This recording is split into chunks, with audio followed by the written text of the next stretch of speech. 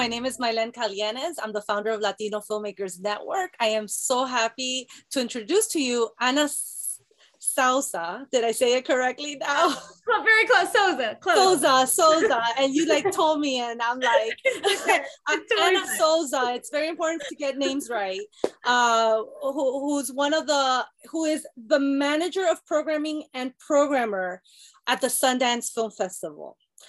And she's going to talk to us about programming at Sundance, her job, what it entails, and we have some selected filmmakers that are part of this conversation that will ask questions as well. So let's start off with saying hello. Hi, Ana. Nice to see you. I was hoping to see you in person, but here we are once again virtually on Zoom. And I'm wondering how did the shift go for you guys? You were hybrid, and then you went into like all virtual with all the craziness going on. Tell me about that. Yeah, well, hi. Thank you. First of all, thank you so much for having me. It's really an honor and a pleasure to chat and to be able to chat with everyone on the call too. So yeah, I mean, it's been really an interesting year. I think the thing that has been super helpful on many levels is, first of all, seeing how supportive and understanding everyone was of the decision that we had to make, just for the general safety of the community and of course, of so many people, our artists, our audiences, but also, again, like essential workers on the ground there. Like there were a lot of factors that went into that decision, but it was, of course, a very difficult decision. And we'd planned, we spent the whole year planning for this hybrid edition and the return of the in-person. So it really was quite a shift. I think what's been helpful too is just the fact that we did have our same platform online that everyone's been watching films at. That was, we had the experience of 2021 behind us, and that went so well, generally speaking, just in terms of the launch for the films and sort of the reactions and sort of, I think, the experience we were able to give to artists and to audiences. So because we had that as sort of the precedent and like the blueprint of what to work with, I think that made this shift a little easier in that sense too, where we had already prepared for the online. We just wanted it to be a component in addition to the in-person. So at least we had that blueprint there. And so when we pivoted to online, we were able to sort of draw on all the experience that our team had from last year. So that was really helpful. Okay, and before we ask you the tough questions about programming, tell us a little bit about the Sundance Film Festival this year. What you've been experiencing, like some of the movies that are out there, some of the movies made by Latino, Latina, Latinx, Latine. We have so many names, filmmakers. Tell us about those programs. Yeah, so this year we also have a sort of a slightly more reduced program than what we had in 2020, the last time we were in person. So we're showing about 85 features and then another 60 shorts. And we're also doing an anniversary program of shorts, which I really encourage you all to check out too, because that's been a little hidden on the website. But we're showing 40 shorts from the 40 years that Sundance Institute has existed. So that's really exciting because there's some real gems in there from prior years. And I don't want those shorts to get lost because some of them are just really beautiful. But yeah, I mean, the program, it's so hard to discuss. People always ask me like, what are your favorites? What do you recommend? And I'm like, oh no, there's just so many. It's difficult. And I think the thing that is really exciting this year is just seeing also the breadth of experiences that we're seeing from our Latinx filmmakers as well. I always really encourage people to check out the World Dramatic Competition because that's where so many of the exciting discoveries of the festival are, and the next section too. And so in those sections, we already have like a really strong Latinx presence, which is amazing. We have, Mija in the next section. We've got Dos Estaciones, Machung, Mars One, and Cow That Sang a Song Into the Future, and Utama in World Competition. So that's 4 of the 10 films, which again, it's such a challenge when putting a program like that together because we're really only working with 10 films to represent like the whole world and the breadth of experience of the whole world. And we just get so many strong entries. So it's really a difficult process to kind of narrow that down to shape the festival program. But I think what's really exciting about these films and these voices today is just there's so many strong perspectives and strong points of view. You're really seeing, you know, directors that have a lot to say and that are taking a lot of risks, especially visually with their storytelling. And so that's definitely something I want to point out. And then the shorts, like I'd be very remiss to not mention the shorts. There are so many incredible Latinx shorts that we're showing this year too. You know, Maidenhood, A Wild Patience Has Taken Me here are some ones that really particularly stand out. We have Huella, We Are Here, Headhunter's Daughter, Tundra. There's just so many that really kind of, again, show the different experiences of our community. And so it's just really been a pleasure to be able to get them all under one umbrella, one roof, so that people can enjoy them for the 10 days of the festival. You know, speaking of shorts, I hear rumors sometimes that the shorts film competition is a little bit even more competitive than the feature film. Is that true? That's very true. Very true. We have way more short submissions than we do. And it's a very small program. So, you know, we received this year about 10,000 submissions just on the short side. Wow. And so again, to narrow that down to only 60 shorts, it's absolutely more competitive than the features are. So I always like to remind people of that too, when they're like, oh, my short didn't get in. I'm like, I know, and it's heartbreaking and it's difficult, but it really is like, it comes down so often to the numbers of how few slots we have, because we're trying to put together these programs, and when we only have so many films that we can accept, and that tends to be the biggest challenge, is how to narrow that program down. And since we're on the subject, to submit a short, does it have to be a world premiere?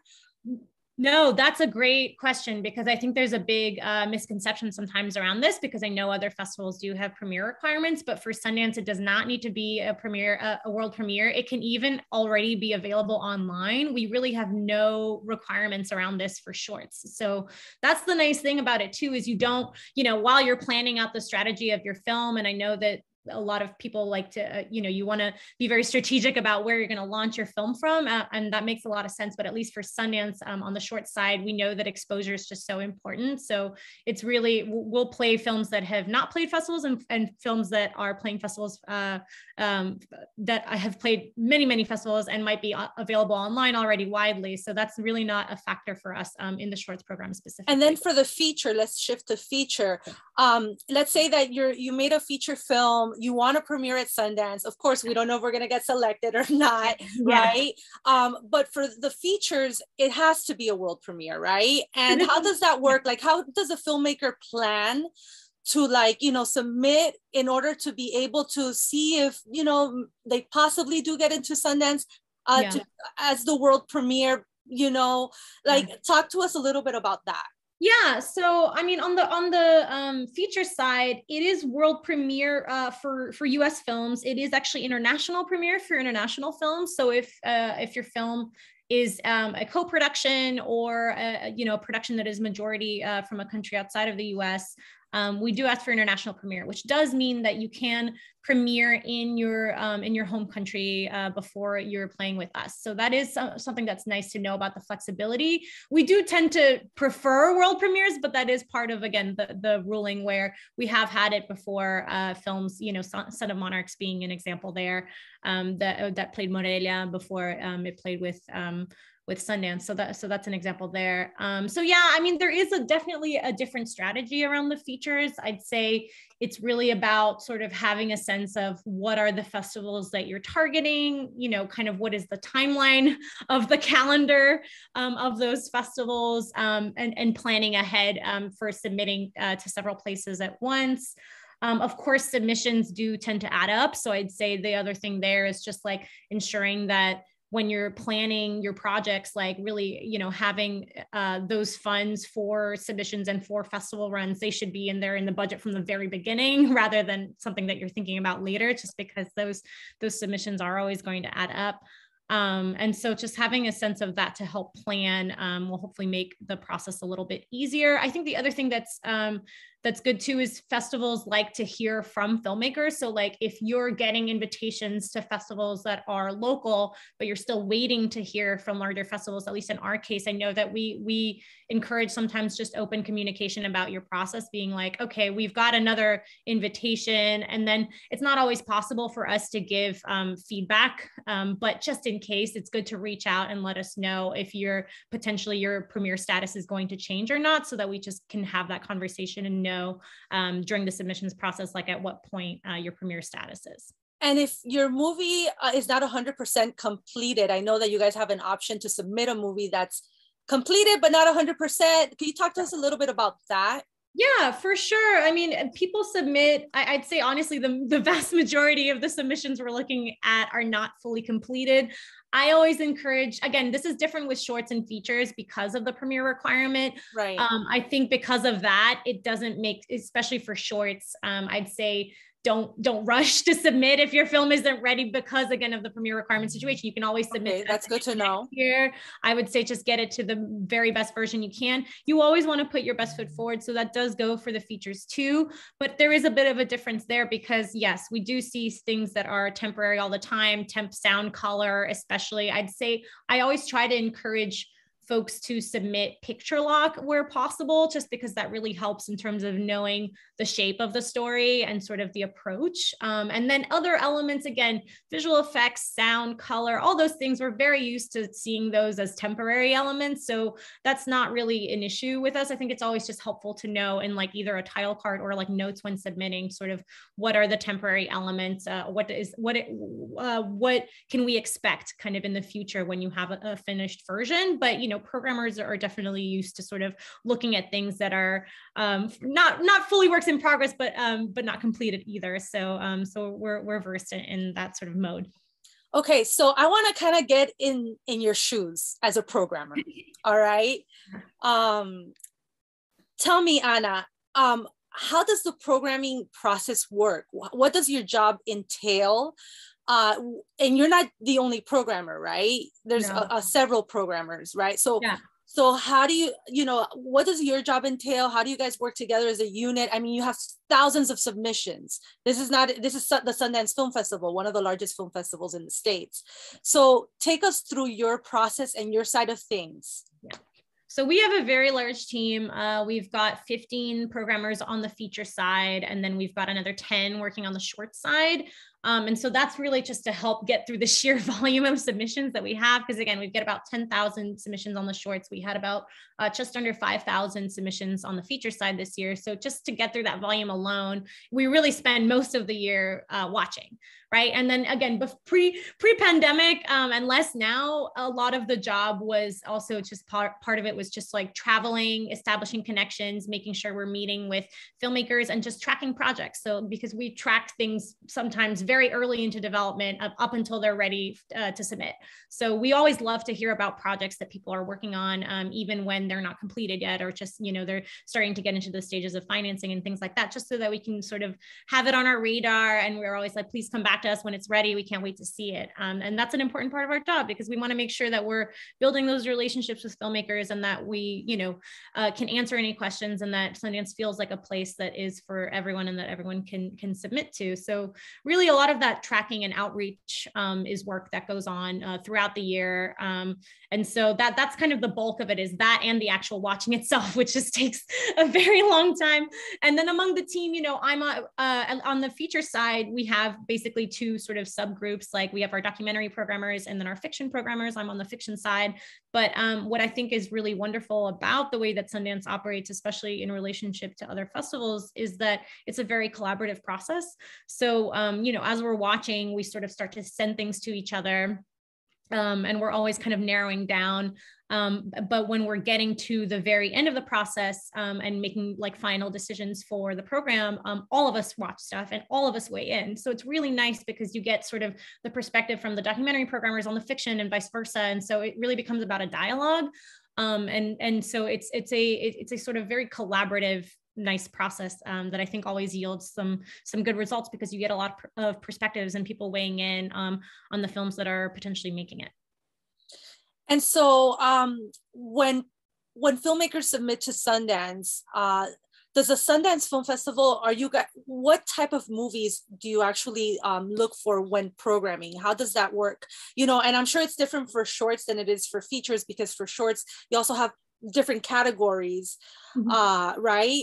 Yeah. Do, like, in the short film category, do they kind of have to, do you see like similar shorts that have kind of like a theme to them, and you kind of like them and put them together? And then in the features side, what makes you all decide, oh, okay, you know, I think, you know, this is great to program at Sundance? And when it comes to genre, is it always dramatic? Do you choose, you know, do you look at other genres? I know you have a horror section, but like as far as comedy or like anything else? I know it's a loadful, but I know you could handle this. Oh, it's a great question. Yeah. And it's interesting because people always ask us, I think, about themes too, and how things come together. And honestly, like, we definitely have sections of the festival, and we tend to program in terms of where we think that film will kind of be best served in the festival. But in terms of themes, those sort of tend to emerge naturally from the program. So what we're looking for really is, first of all, fresh voices. We're always looking for emerging filmmakers. That is a huge part of what we do, and we're excited to discover new voices.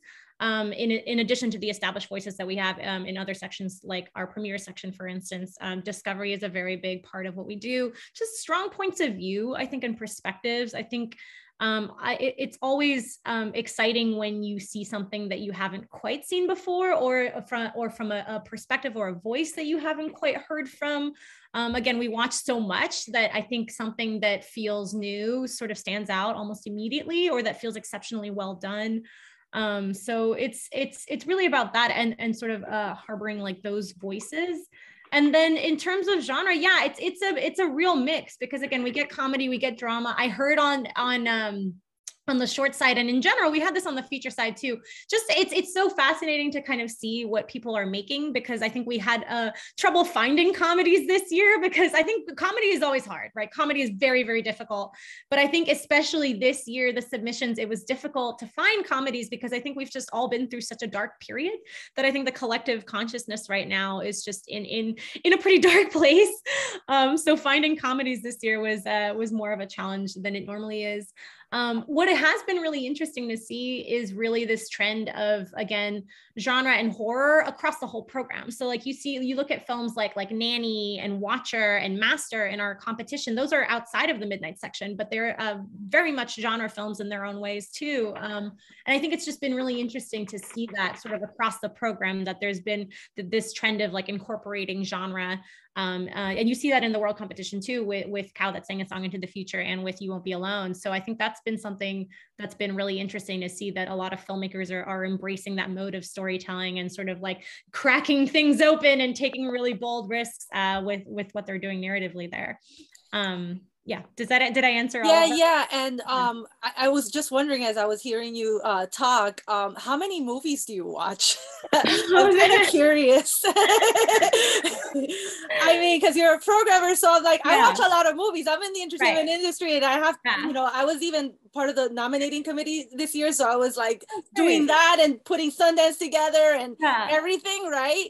But like someone like a programmer, like that's your job. So and so many people submit. So how many movies do you get to watch? I mean, it's definitely, it varies, but it's definitely a couple hundred a year. I'd say but I'd say if I had to like give it a ballpark, maybe 500, something along those lines, a year, more or less. And do you watch it in the comfort of your home? Do you watch it on a computer screen, on a TV screen? Like what's so you know, we've all been kind of working remote since the pandemic, but even before that, you know, a lot of the programmers are watching stuff from home, just because we all have our different viewing setups. So for instance, for me, like I have a huge projector in my apartment. It's like my favorite thing that I own, basically. And so I think it's important to view the films in sort of the best sort of setting that you can, best sound, best projection that you can. But yeah, I mean, everyone has sort of their own individual setups for that. And now when it comes to the actual filmmaking process and the selection of movies, we know story is very, very important, but how about technically with everything else? Do you try to find a fine balance of like, it has to be like a story that you guys appreciate and stands out with, of course, all the technical elements in place? Or have there been any films that, you know, the story is great, but technically, like visually, it might not be like 100%? Like, how does that work for you guys? Yeah, that's a great question. And I like to also point always to the shorts in this too. But I think for us, story is just always going to be the priority, right? Like I think production value and sort of technical elements being in place is great, but these are all still independent films at the end of the day. And I think what stands out more is someone sort of taking a risk narratively and or like a story that feels especially like authentic or different, or something we haven't quite seen before. Even if maybe on the production side, it's not fully as polished or doesn't have like, you know, all of the funding that something with a much higher budget would have. I think it's really like the storytelling voice, and that can transcend the production value there. So I think that and also just like people being resourceful, I think with their with what they have. I think that always stands out when you can see that filmmakers are, again, taking risks, being creative, sort of doing different things. And again, that's something that we always like to highlight. You know, the Sundance Institute also has the fellowship programs. What is the connection between the fellowship programs and the film festival? What's the difference between the Sundance Institute and the Sundance Film Festival? That's a really great question. So the institute came before the festival, actually. So that's always something that I like to bring up to people. But so the Institute has all of our labs and fellowships, and gives artist support to folks year round. And so we have very different and separate teams. We definitely consult with each other, recommend projects to each other, but at the end of the day, we have completely different selection processes because we feel it's really important to like preserve that integrity. Because again, a lot of projects that came through the labs and were developed with support from the artist labs, and filmmakers that might have gotten grants and been alums of the labs are then submitting to the festival. And so we get a lot of that every year. And then but we still want to be able to make those festival decisions very independently. So we keep those processes very separate. But what's nice is that it does create a nice synergy too that goes back and forth, where, you know, if a filmmaker comes and gets selected into the festival, maybe later they'll you know, submit to a lab and have like the festival precedent and the festival experience, and then come back for a lab, or vice versa. So there is definitely a nice synergy just in terms of sort of being on people's radars as under the larger Sundance umbrella.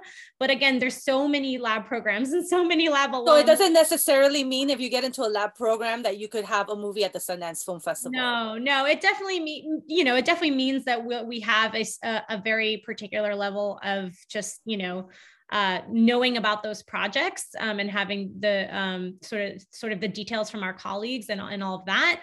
But in terms of the selection process, no. And when it comes to submissions, and this is like, I think a good question for you guys, but I would say a good question for any film festival. You know, we have the early bird, you have like the in between, you have the final. Yeah. And that could be like really tricky. Like, what would you recommend, you know, is a good time? I mean, I know you're like, you know, you work for a film festival, you're probably like, oh, always submit. Sometimes it kind of seems like you submit towards the end there and you're not sure if people watch your projects or if they're even considered, you know, and the fees go up. So like, what do you have to say about all of that? What do you recommend? Yeah, I mean, again, with the shorts, I always say, because of the lack of requirements and because of like how difficult it is with budgeting and making sure you're submitting to so many festivals and all of that, I always encourage people to submit as early as you can, just because, again, if you miss the early window, but you know you're still going to be working on it for a while, then just submit again next year. There's not a premiere requirement, so that shouldn't keep you from submitting, and that way you save a little bit of money.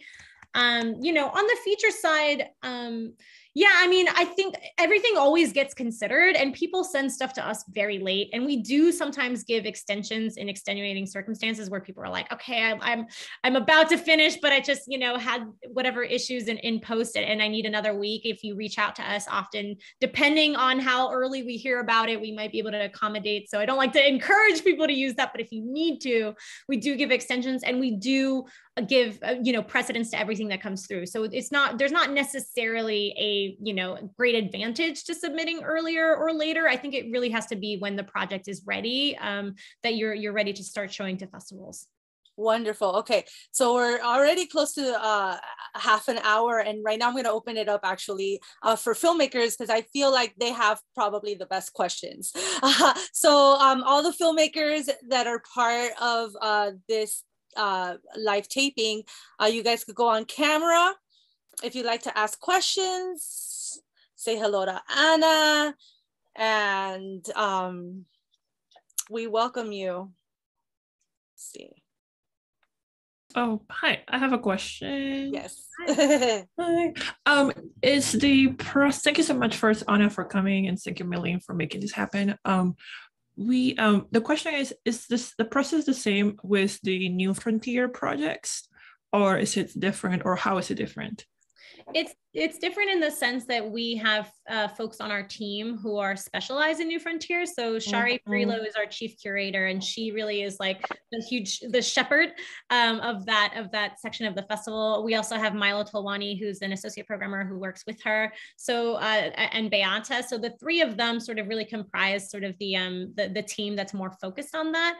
It is a little bit different in terms of it just depends on what your project is. I know with New Frontier, again, there's so many different components. There's live performances, there's VR, there's immersive experiences that are sometimes browser based or have other technologies involved. So I think it's just there is just a slightly more extensive process, and you'll see it when you submit. But they just take a lot more context and information from you on like what you envision the best way for an audience to experience your project is.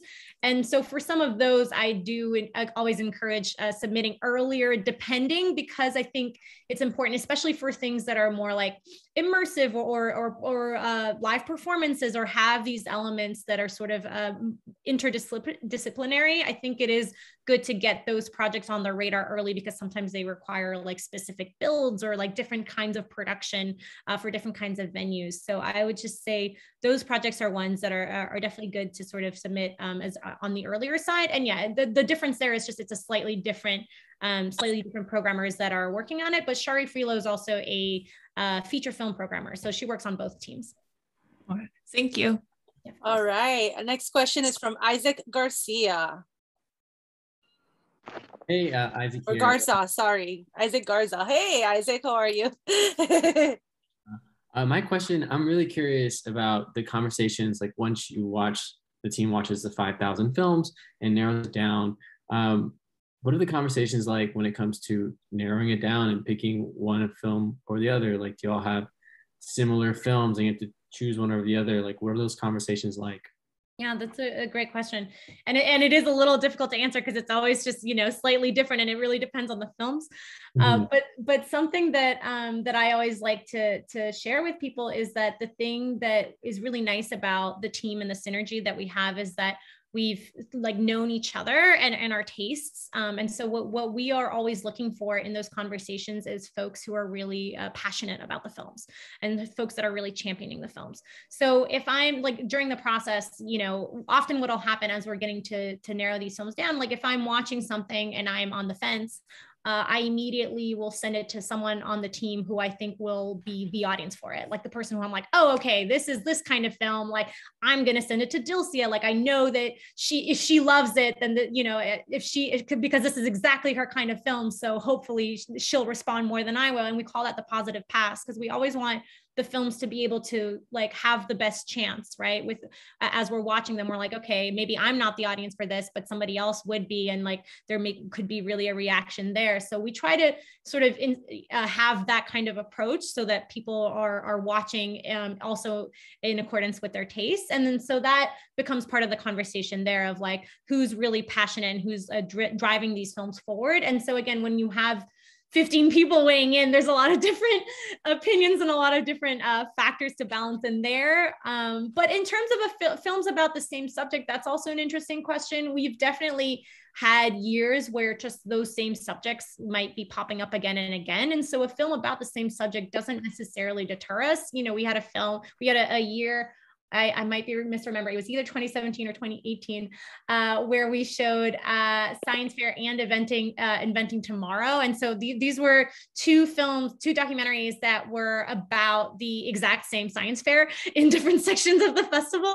with very different characters and very different approaches. So I always use that as an example, because it's like we fell in love with both of these films and felt that they were important and that they were addressing different perspectives, even though they had some overlap in the topic. And so we, at the end of the day, it ends up being about the films that we're seeing, and if we feel that they would make a good fit for the program. Thank you. It's very comforting to hear that it sounds like you don't have to win the whole team over. Just connect with one person. That can sometimes be enough to change. I think that's part of what makes the process so much fun and also difficult, because there's a lot of differences of opinion, and sometimes we're navigating that and sort of having arguments back and forth, and it's an enjoyable part. But yeah, there's definitely a lot of different factors and opinions involved, for sure. Thank you so much. Thank you, Isaac. Bernie. Hi, how are you? Hi, good, how are you? Muchísimas gracias. Thank you for taking my question. Thank you, Mylan, for hosting this. So this is kind of maybe an odd question, but I have a couple projects that I'm just about over the finish line. But I have a tough time writing grants, and I'm wondering if there's any sort of advocates or any type of liaisons that you guys have that help emerging filmmakers grant write and possibly help them with the process.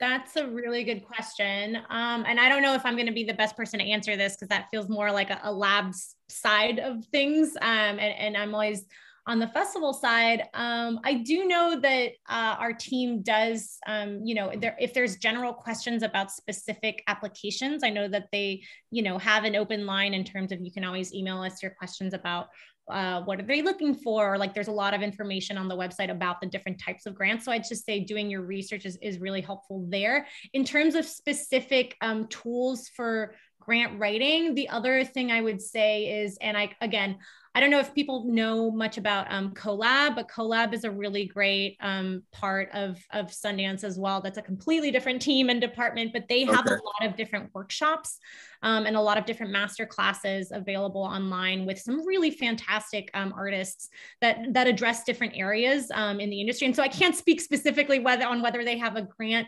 writing one. I'm not so sure about that, but they have a lot of different areas in a really large video library. So there are resources there. And they also have some courses as well that you can take online as well. And that changes all year round. They have like year-round programming for this kind of stuff. And so they're a really wonderful sort of educational resource.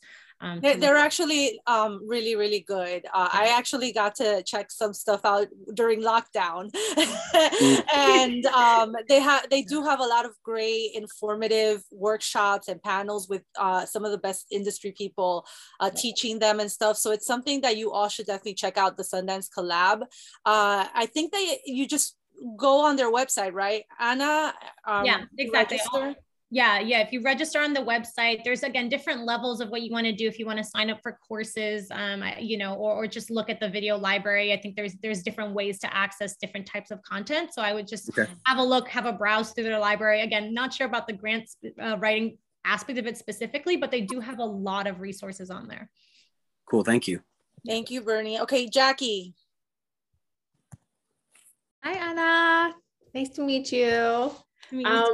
Okay. As someone who writes comedy, I'll be honest, like, I think a lot of people, when they think of Sundance, they don't think of like comedy or, like comedic films or like rom-coms and stuff. I was just curious, and I don't know if you mentioned this earlier, but do you guys specifically try to fill like a quota? Like, we want this many amount of like dramatic films, comedic films, or is it more just what you receive? I'm just so curious on the programming side. And aside from the Sundance Comedy Fellowship, do you have any other initiatives for like other comedic writers to submit their projects? The Comedy Fellowship is a great call out. So I'm glad you have your eye on that one. In generally speaking, though, we do accept comedies everywhere. It's not necessarily so much of a quota thing. I do know that we like to like balance the tones of programs, particularly when it comes to shorts. So like it is difficult if we, you know, are only receiving dark, difficult films. Like it, you know, and I think if you watch the different programs in program order as well on the website, you'll see that like there really is such a range of tones. And so we are always looking. It's not necessarily that there's a quota, but we are always looking for the lighter elements for comedic voices. Like that is always a part of the process. It's just, honestly, it is just more of a challenge to find good comedy and comedy that's really resonating.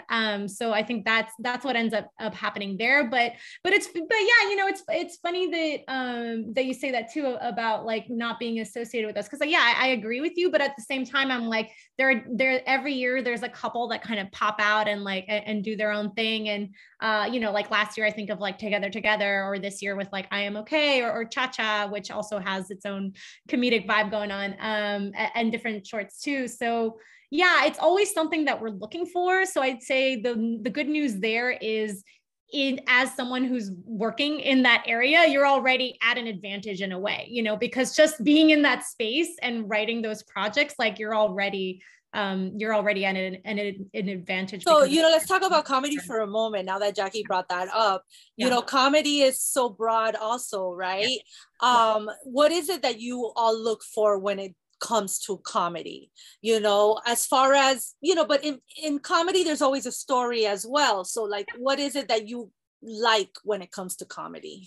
I mean, that's again a difficult question to answer because there's so many different types, right? So it's just different things that are going to resonate with different people. So like, you know, if you watch something like Girl Picture in the program today, like that is something that's also like has its own comedic elements. Or if you're watching, you know, Babysitter, totally wacky comedy, but it's also very particular. So like while some folks on the team might love it, others might not. And so it's interesting because it's such a taste dependent thing, and it ranges so much that I think what we're really looking for is things that have an impact, but it's hard to say across the board like, oh, okay, this was 100% funny for everyone. It's just we are always open to different types of comedic voices, but I think things that stand out are always important there. And again, like with something like Babysitter, again, I always worry about the international films in midnight kind of potentially flying under the radar a little bit. And with Babysitter, it's this French-Canadian comedy that is so wonderful that I really encourage people to check out. Very polarizing, very interesting voice, and just sort of like really imbues the comedy into like the visual sense of style as well as the narrative. So there's just something very, very exciting about a voice like that. So that I think is a good example of sort of a well, there's also Emergency that premiered, and it was first a short film, and we had Katie in our panel. She's the writer of Emergency. So for example, let's take Emergency. What is it that you found in Emergency? I know it was a short film first and turned into feature, you know, that stood out to you, to the programmers? I mean, there's so many things that's one of my personal favorites. So there's so many things about that film that stood out. I think not only the comedy, I mean, the comedy really lands, but I think what is especially impressive about Katie's writing, but also the way that Carrie directed it and sort of brought all of it to life, was just sort of how many different tones are approached in that script and land so beautifully. So, you know, you're laughing one moment, but you're also kind of like feeling nauseous while you're laughing because it's so dark. And then you're crying the next. So it's just so emotional, but also hilarious, and also just so evocative of our times and of racial dynamics right now. And so there's so much in there. It's such a nuanced and beautiful film that it was really sort of the way that he and Katie kind of navigated that tonal minefield, including the comedy, I think was really, really what stood out to us. All right. Is that it, Jackie? Do you have another question? Are you good? That was super helpful. Thank you so much. So what we have Christopher Guerrero. Oh, oops. Hi. Let's go to. Hi. Sorry, I think my video is not working for some reason. No anyway, very nice to meet you. So I had a quick question about, you were sort of talking about at what point should you submit your film, but when do short films start getting programmed into a block? So, like, is that in the first deadline, or? No, that's a really great question. No, they get programmed at the very end of the viewing process. So that's way past our very late deadline. So we really like view everything first and then program things into blocks. So the programming into blocks doesn't happen until way after submissions have closed, basically. Oh, wow. So yeah. Oh, wow. Fascinating. Thank you so much. No problem. All right. If you have questions, you could raise your hand. If you don't know how to raise your hand, after, I guess we have a pause, you could kind of go on camera and ask your question. But I see that Karen has another question. Yes. So I'm always interested on the behind the scenes of the festival as well. And how do you become a programmer, and can someone in film be a programmer as well? Can that be possible? And do you have created any films before, or are you interested in that? Yeah, that's a really great question. Yeah, absolutely. I mean, definitely people are in the programming team who have worked on films before. I've worked on films before. I've produced shorts in the past. I think what we try to do in terms of the conflict of interest is just make sure that the things that we're working on aren't submitted to the festival. So I think that does tend to create a crossroads, which I found in my own career, where I was producing a little bit and programming a little bit. And then I kind of got to a point where I felt like I had to choose, and I chose programming. Which I enjoyed more anyway. But I think part of that is the conflict of interest, is that we don't consider the projects that have that are then also being made by the team in that way. But yeah, so in terms of becoming a programmer, there's a lot of great festivals out there. So the way that I did it is I started volunteering. I volunteered at Sundance a couple of years. I kind of fell in love with it. I started screening, which is often how a lot of different festivals, again, get through their programming and help their programmers prioritize. And we have a team of screeners on the feature side too, where, you're often sometimes the first eyes on the film, and you're writing coverage and sort of helping the programmers prioritize by sort of, giving coverage on the films that are submitted. So there's a lot of festivals that use screeners in that way. And so that was kind of my entry point, was just starting to screen for different festivals, kind of getting my hands into that world. And then I just started working in different festivals. So I worked with like AFI Fest and Outfest for a little bit, and these sort of seasonal jobs, and then an opportunity came up at Sundance, and so it just kind of spiraled from there. But I think the really nice thing about festivals too, especially now where it's remote and you can kind of work from anywhere, that's an advantage. But I just think there's so many wonderful local film festivals everywhere too. So it's like, the festival that's the closest to you is probably also looking for people to help and sort through their own submissions and things like that, and could always use another pair of hands, because, a lot of these are run by sort of scrappy nonprofits that are trying to really, really make it work with very few people. So that was something that I kind of tapped into and found was really interesting, was just a way to sort of reach out to these local festivals and be like, okay, what's their programming about? How can I help? How can I sort of, get some experience by helping out in that way? Thank you. And Karen was asking earlier about the New Frontier. For the filmmakers that don't know about it, many do if they've gone to Sundance. Can you talk a little bit about the New Frontier program, and how do you submit for that? Is that like a separate submission? Yeah, so it actually now is integrated into our Film Freeway, so you can submit through the regular submissions process on Film Freeway. It's just, they do, depending on your project, require certain different types of materials just to make sure that we have all the information we need. But yeah, New Frontier is a fantastic section. Again, started by Shari Freelo. I think that this is like our 12th or 13th year. We were one of the first festivals to show virtual reality works, which has just been always amazing and blown my mind.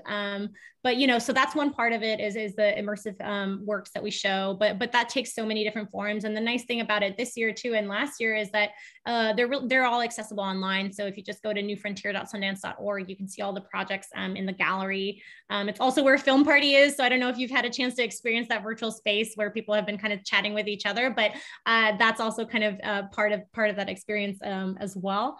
But yeah, all the projects are accessible in the gallery. And so it's really just a place where we celebrate some of the most like forward-thinking and exciting filmmaking that's going on, and projects that are going on in different mediums, right? And people that are exploring new ways of storytelling.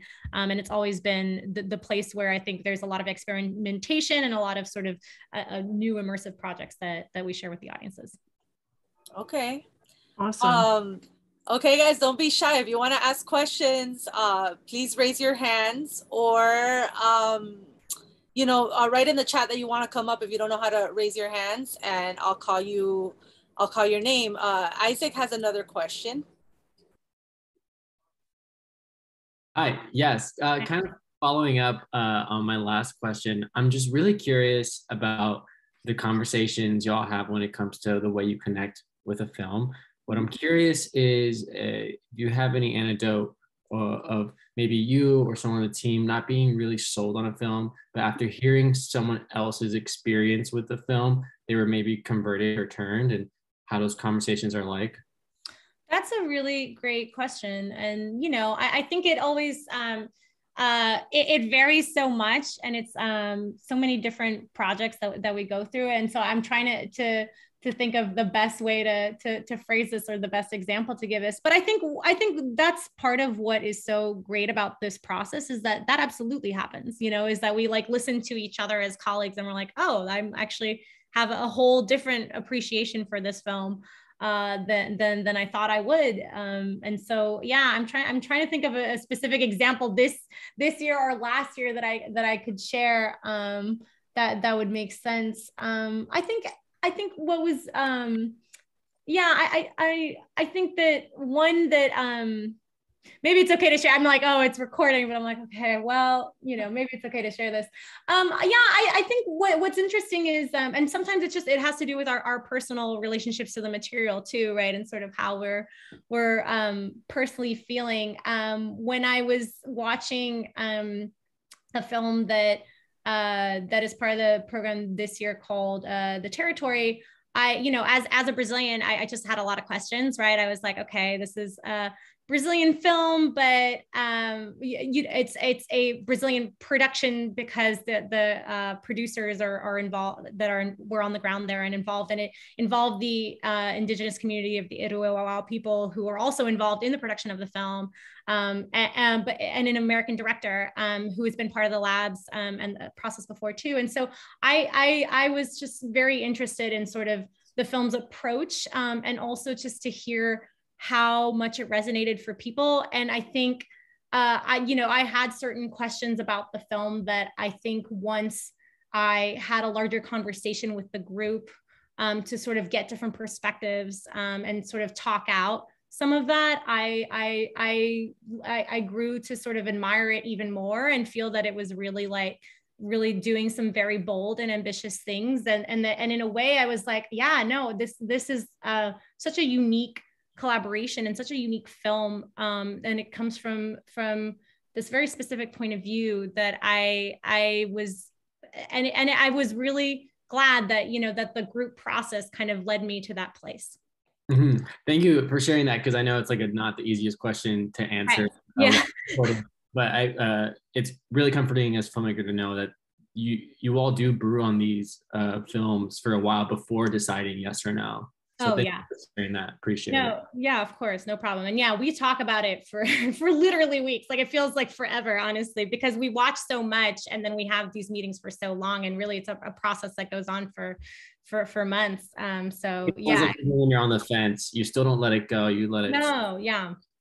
Yeah, I think, and that's why it feels so thorough. And that's really what I admire so much about our process, is that we really try to hold ourselves accountable in that way of like kind of cross-checking, making sure that we have the different people weighing in and sort of getting gut checks from people to make sure that we have the strongest program possible.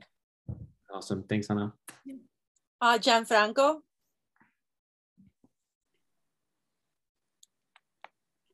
Hi, Anna. I'm trying to. It won't let me start my video, but no worries. We can hear you. It's good to meet you. I'm glad. Just pretend to see my face. I'm very handsome. I just wanted to ask really fast. Obviously, like very interested in everything Sundance, and so a lot of these kinds of initiatives that Mylan talked about a little bit.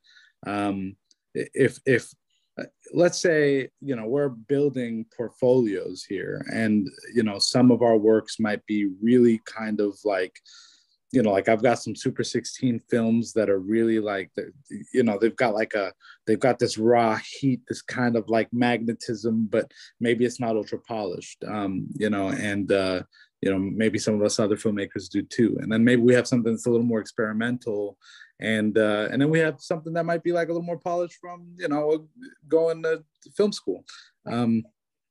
So just wanted to ask what you'd recommend for those various kinds of like films. I imagine that they're not all going to be living in that one, you know, space at the Sundance Film Festival, and just, you know, want to get that mentorship from somebody that's in there and going like, hey, if you got something experimental, maybe go this route, maybe go this kind of direction to start you off and build that relationship with us at Sundance.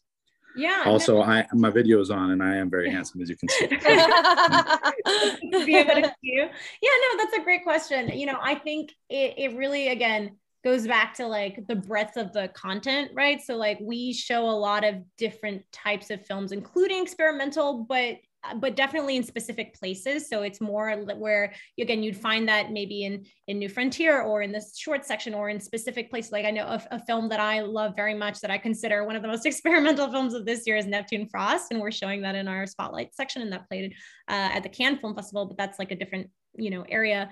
But I'd say I always just encourage people to make what is moving you and show us your work. So in that sense, I think that sort of speaking beyond Sundance, I think it is important to also just like know your audience generally, and sort of and really research around, you know, film festivals and spaces where those projects in particular are embraced and loved. I know, like, you know, the Ann Arbor Festival is one that I'm always have a really big place in my heart for in that sense. But at Sundance, I mean, we do also pride ourselves on just showing things that have different points of view and that are experimental as well. So I'd say it's hard to give like specific advice, because the advice is submit and send it to us and let us know, because we would love to see it and we want to consider it. And there's always a place for that. It's just, you know, a matter of, again, when we're balancing the program isn't going to be all that, but there's definitely going to be some of that in there. I don't know if I really answered your question, but I hope that helped. You did it, girl. You did it. You did it. You answered it. So I have also a quick question, Anna. What message do you have for filmmakers if they submit to Sundance, but they get rejected the first time, and then they submit the second time, they get rejected, the third time they get rejected, or maybe after the first time that they get rejected, they don't want to submit anymore because they're like, forget it, you know, I'm just gonna give up on this. Yeah. Well, I mean, that's a great question. I'd say, well, first of all, never give up, which is, you know, I know it's difficult, and again, planning is important, because again, this is my producer mindset where I'm like, make sure you have the budget to keep submitting, make sure that you're planning for that every time you go into production, festivals and the festival run, and sort of that whole part of getting your film out there should absolutely always be a part of your budget. So just like having the plans in place for that to make sure that you can financially do that, I think is really important. But yeah, I mean, it's hard, because I know that I think the thing to know is that we're people too, you know, on the programmer side. I know people are always like, oh, like you can only get in if you know someone, or if there's a celebrity in your film. And like, these are misconceptions that I hear again and again. And it kind of breaks my heart, because at the end of the day, we don't have a festival without your work. And we're always excited to see new work. And we're always excited to sort of, to bring in emerging new filmmakers into the fold, and to have people see and share in your work. This is my favorite part of the year, is when these films that we've been sitting on for months, all of a sudden the whole world gets to see them and talk about them and champion them next to us. And so that's my favorite part. And that is really what this is all for. This is all for filmmakers, and to make sure that these independent voices are getting out there. So I think just knowing that is part of what we're trying to do. And so please keep sending us your work, and please, you know, don't try not to take it personally. We have a lot of, obviously, you know, being in this business, you have to have so much reverence and respect and admiration for filmmakers and for what they do. Like, it's just such a major miracle that when a film is made, let alone like a film that's independent, let alone a film that is independent in the pandemic. So it just like blows my mind when those films are even completed and we get to watch them. It's such a privilege to be able to work in this space. So I think just kind of knowing that that is the case and that that's where we're coming from, and that if it didn't get in, it's much more about like the weird complexities of the programming process and the weird factors that went in and all of these different things, rather than, you know, a reflection on the film yourself or on a reflection on your work or anything like that. It's really so many different factors go into it.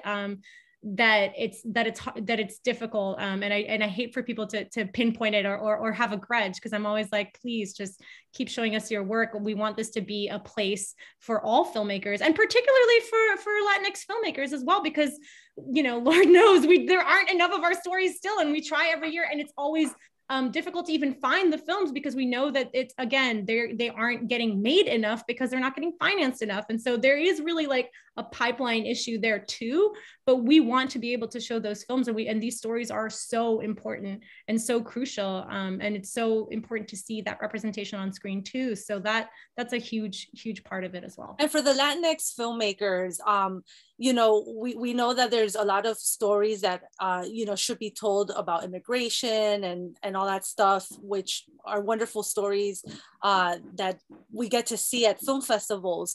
But aside from those stories, you know, when it comes to Latinx filmmakers or any other underrepresented community, do you focus on like a particular topic when it comes to the selections, you know, when it comes to the different groups and stuff like that?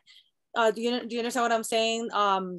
Like if we're looking for a particular type of story from right, like it's the Latinx community, you know, like you know, the stories on immigration, for instance, if it has only that element, it kind of like stands out for you guys, or, you know.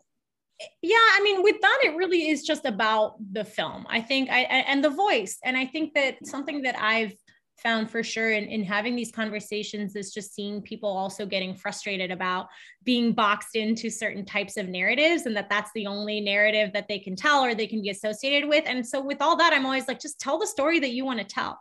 If it's about immigration, great. If it's not, great. Like either way, like make sure that you're telling the story the film that you would have wanted to see that doesn't exist yet. You know, make sure that is the focus, because for us, it's like, we're just looking for great films and great voices. And so we want to uplift these underrepresented voices, but we're not looking for particular topics or narratives or storylines. That's really just like something that is coming up in the process of, we're looking for great films, and that sometimes are touching on these topics and sometimes are completely touching on different topics. And I also am a big believer that, you know, that it's not necessarily only a particular person's domain to be able to tell a particular story. Like I think filmmakers should be able to tell the story that they want to tell, that is living inside of them, even if that's like defying expectations or conventions or what people sort of associate with a particular group. I think some of the most exciting work that we see is work that's defying that. And I also wanted to say, you know, we had great conversations with some of the filmmakers that have films at Sundance. And if you listen to the conversations we had with Isabel, Juan Pablo, and all the other wonderful filmmakers, a lot of them talk about the fact how they've submitted to Sundance year after year after year. And this is like Isabel yesterday, it was such a great conversation. And she's like, this is the first time, you know, that my movie Mija got into Sundance, but I've been around for a long time. I've been submitting as a filmmaker. So, you know, for me, like listening to those stories, that was inspiring. It was encouraging, you know. So, you know, definitely check out those panels so you can see the filmmaker side, their perspective, and how, you know, this is not, for many of them, their first time submitting to the Sundance Film Festival. Bernie, okay, one more question, Bernie, really quickly. Okay, sorry, it won't let me do the video quite yet, but that's fine. So just tailing off of that, I've submitted a film that was just a little over a feature, but it didn't quite work, and it was still a work in progress when I submitted it. Can I re-edit that and submit it as a short? Is there any issue with that? No issues with that. No. And we do, you know, if people want to resubmit, what we usually say is, I mean, especially in this case, it sounds like it's going to be very different and it's going to be a short instead of a feature. So that's a completely different thing too. But, you know, we do also accept resubmissions in general when they are sort of significantly different than the cut that we considered the previous year. So we were absolutely open to that. So yeah, no issues at all in that Awesome. sense. Awesome. I really like your earrings, by the way. They're super cute. Thank you. Thank you. I told her the same thing, too late. You beat me to it. To wrap this up, you know, I want you, you know, I've been going to the Sundance Film Festival for many, many years. Not necessarily with films in the film festival. I love attending the Sundance Film Festival. Do you encourage filmmakers and other people to come to Sundance, even if they don't have a film? And what value does it bring to come to the Sundance Film Festival? Not only to see the movies that are selected by the programmers at Sundance and kind of to understand how, you know, what the selections and stuff like that, but also in the sense of connecting with other people and all that good stuff. Well, I mean, you're hitting the nail on the head there, because you're answering the question as well, because really, yes, yeah, connecting with people is such a huge part of it. I do recognize that it is cost prohibitive and expensive for people to go. So that's one thing that I really like about us going virtual, us having, again, the film party space, which I really encourage you to check out, you know, again, but places like the virtual spaces that the Latino Filmmakers Network is hosting, just connecting with other people in whichever way is possible is so important. And I think film festivals are such a beautiful place to do that. And also a place to find great collaborators. Like what I always say too to people is not only go to sort of see like what's being programmed and the landscape there, but also just like what are you know, what are films that you want to work with those folks in the future? You know, highly agree with you on that. Yeah, like, you guys could ask me questions about that. It's the best place to find collaborators. Yeah, this is what I tell everyone, Anna. It's like the whole industry is on Main Street in one place. Everyone's there, and you bump into people, you know, waiting in line for a film, getting on the bus together, having new friends. It's such a beautiful place to kind of find community and to find everyone is so invested in film, and it's so wonderful to see. So yeah, it's a great place to be able to find people that you could potentially work on future projects with, and yeah, I think that's a huge. That's another beautiful way of seeing it, guys. I highly recommend you go, because I have for many years connected with a lot of my collaborators there. So if you want to find collaborators, most definitely there. I'm going to ask you really quickly this question, because it's a very good question. Can you follow up with the programmer after rejection, or do they prefer if a filmmaker doesn't do that? That's a great question. Yeah, I think it kind of varies, you know. I know personally, the thing that's tricky is I think a lot of filmmakers always ask about feedback, and they're just like, you know, can you give me feedback on why the film didn't get in specifically? And it's just, that's the thing that's difficult, because you know, once we start giving feedback to one person, it feels like we have to give feedback to everyone, and that's really like a lot of people that we're in communications with. But that said, I do think it's important to also just have, like, it's nice to have an open line of communication. You know, we're very transparent in that way. Like our emails are all like our first names _ our last names at Sundance. Like they're very easy. Like you don't need to do any great detective work to find out where to reach us. So we are reachable, and we love to, again, hear about new projects and stay in touch and that kind of thing. So I think that's one thing. But yeah, I never mind about like, you know, filmmakers following up afterwards. I think the thing that is tricky is feedback. And I do think timing is important too. So like when I get a lot of follow-up, so we're sending out rejections right around the time that we're also inviting filmmakers and starting to really plan for the festival in earnest. So I think something that's tricky is like the timing of it all, right? Is like being able to get back to everyone. So I'd say if you are going to reach out in general, to just be strategic about, you know, maybe a couple of weeks or even months later following up, you might get a more lengthy response than you would right afterwards, just because, again, there's just so much going on. So I think just being sort of planning that out specifically, but, you know, I think we always love to be in touch with filmmakers, generally speaking. So, you know, it's not something that I would necessarily discourage. So I love wrapping things up officially with a positive note.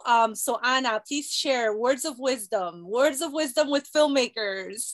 Words of wisdom. Something encouraging, you know. Yeah. I mean, I always say just keep going to the movies, keep seeing each other's work. I think seeing other films is so important, and I think when you I think there's nothing more exciting and inspiring than seeing a film that can really speak to you and really resonate and really move you. So, and I think that sometimes if you're getting caught up in your own work or your own world, it can be easy to sort of shut out that part of it, or just only focus on the networking and not focus on the work or on seeing those films. And so I always say, just go see the films, just go, go see the films and talk to them, to the artists that made them, and sort of, I think going back to the work is always the thing that keeps me grounded when things get crazy. I'm like, okay, let me just go back to focusing on the program and the filmmakers. And that sort of, I think, it anchors me when things get really, really crazy.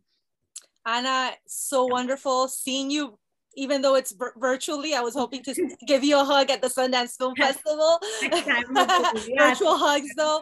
And thank you so much for spending this time with us, answering my questions, answering the questions of some of our filmmakers. And I'm sure everybody else that watches this later is gonna appreciate all of your knowledge and wisdom and everything that you shared with us today. So we truly appreciate it. Thank you so much. It was really my pleasure. And thank you to everyone. And yeah, I look forward to hopefully seeing your films when you send them to Sundance in general. I was going to say, hopefully when things get a little better, we'll do an in-person thing here in Los Angeles. They actually shipped us like a bunch of the water bottles, that they give away after a lounge and stuff like that. So we have a big box of that we need to give away. Perfect. Yeah, it's swag bags. It's not a festival till you have the swag. So I hope that you come, Anna. You grab your water bottle and your swag bag. And I wish you the best of luck with the continued run of the Sundance Film Festival. And I encourage all of you guys to check out some of the films. Still running until when are they running? Until Sunday. So yeah, we do have awards passes and tickets that are going to go on sale once we have our awards announcement on Friday. So I encourage, this weekend is like the awards weekend. So if there's anything you missed that then wins an award, I encourage you to catch that. It's a nice second chance to really see a lot of the features. Thank you so much, Anna. Have a wonderful day. Bye, everybody. Bye. Thank you.